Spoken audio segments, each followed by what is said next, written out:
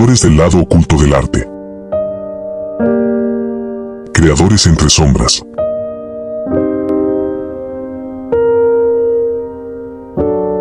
¿Y si te dijera que algunas pinturas no fueron cerradas para ser vistas, sino para abrir portales?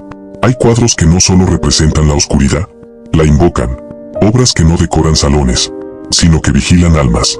Hoy no hablamos de belleza. Hablaremos de obsesión, rituales, visiones, y del arte como un espejo del subconsciente más siniestro. Prepárate para ver el arte como nunca antes, como un lenguaje secreto entre vivos. Y algo más. Estos artistas no solo pintaban, invocaban. ¿Y tú? ¿Te atreverías a mirar demasiado tiempo estas obras, o preferirías no saber lo que esconden?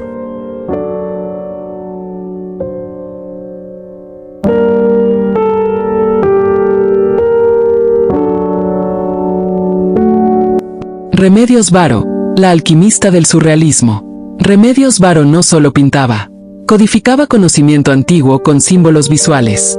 Nació en España en 1908, pero su vida fue marcada por el exilio, la guerra y una intensa búsqueda espiritual.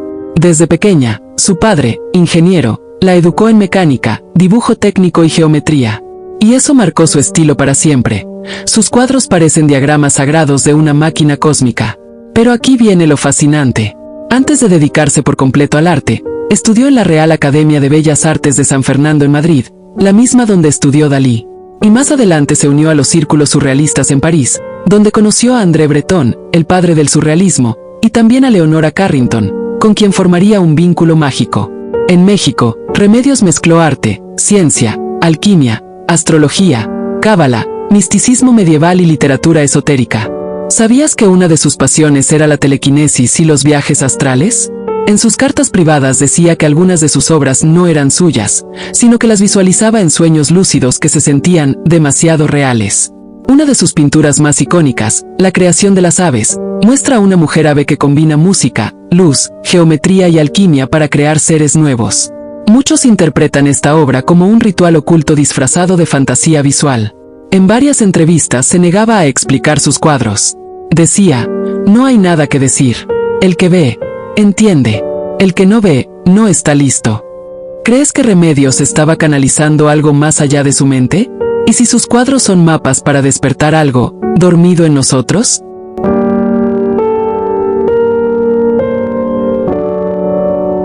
Salvador Dalí, el alquimista del subconsciente.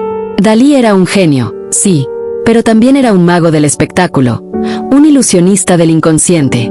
Nació en Figueres, España, en 1904. Y desde niño, su familia le decía que él era la reencarnación de su hermano muerto, también llamado Salvador, que falleció 9 meses antes de su nacimiento. ¿Coincidencia o profecía? Eso marcó su obsesión con la muerte, el doble y la identidad. Su método de creación se llamaba paranoico crítico, una técnica para inducirse alucinaciones voluntarias y estados de delirio controlado. ¿Y cómo lo hacía? Dormía con una cuchara metálica en la mano, sentado en una silla. Debajo, ponía un plato de porcelana. Cuando su cuerpo caía por el sueño, la cuchara caía, golpeaba el plato y lo despertaba justo antes de entrar al sueño profundo. Ese microsegundo entre el consciente y el inconsciente era su portal creativo. Dato alucinante. Dalí afirmaba que veía el tiempo como un objeto blando. Por eso los relojes derretidos. Decía que el tiempo real era una ilusión, que el verdadero tiempo está en el subconsciente. Además, estuvo obsesionado con la física cuántica y la teoría atómica. Cuando leyó sobre el átomo de hidrógeno, comenzó a pintar figuras flotantes que desafiaban la gravedad. En su museo de Figueres, Dalí fue enterrado bajo el escenario, en un ataúd justo debajo del punto exacto donde los visitantes se paran al observar una cúpula de cristal. ¿Mensaje final? Él sigue allí, observando a quienes lo admiran. ¿Era Dalí solo un excéntrico, o alguien que realmente exploró otras dimensiones? ¿Y si sus cuadros no eran fantasía, sino visiones de lo que vendrá?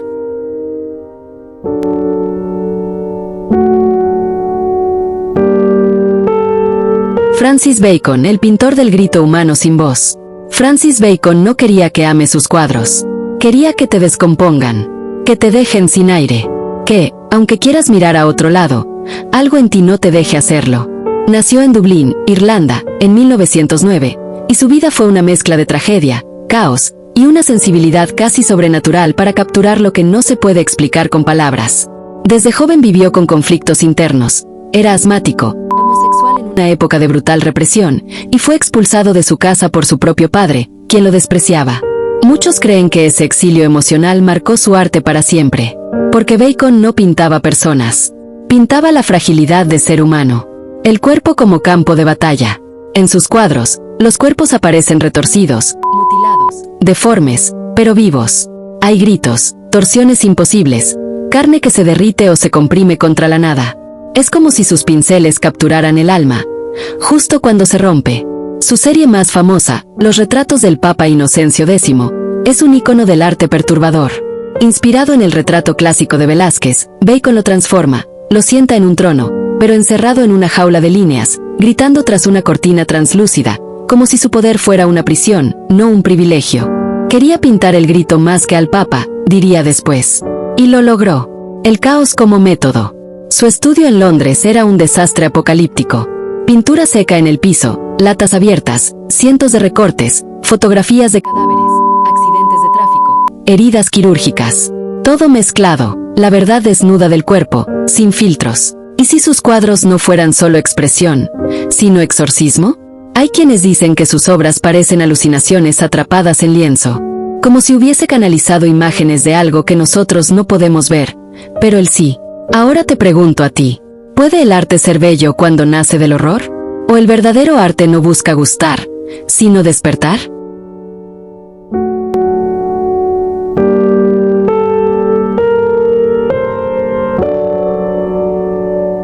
Pintores malditos, los que tocaron el arte y la oscuridad. Francisco de Goya, el cronista del abismo humano. Goya fue uno de los grandes maestros del arte clásico, pero también el primer gran pintor del horror moderno. Tras quedar sordo por una enfermedad, su arte cambió radicalmente. Ya no pintaba aristócratas, sino visiones oscuras, brujas, demonios, locura, violencia y muerte. Sus pinturas negras, como Saturno devorando a su hijo, son ventanas a la psique humana más perversa. No decoraban museos. Estaban en las paredes de su casa, como si necesitara convivir con sus propios demonios. El sueño de la razón produce monstruos. ¿Y si Goya no solo pintaba su locura, sino lo que se esconde tras la razón? Susan Seddon Bollet, la chamana del arte visionario. Fue una artista estadounidense nacida en Brasil, conocida por sus pinturas profundamente espirituales y chamánicas, llenas de animales místicos, figuras femeninas, símbolos indígenas y energía sutil. Su estilo mezcla lo onírico con lo arquetípico. Muchos creen que sus obras eran una forma de canalización, representaban guías espirituales, arquetipos del alma o protectores del mundo invisible. Utilizaba técnicas de pastel y tinta para lograr ese efecto etéreo y místico.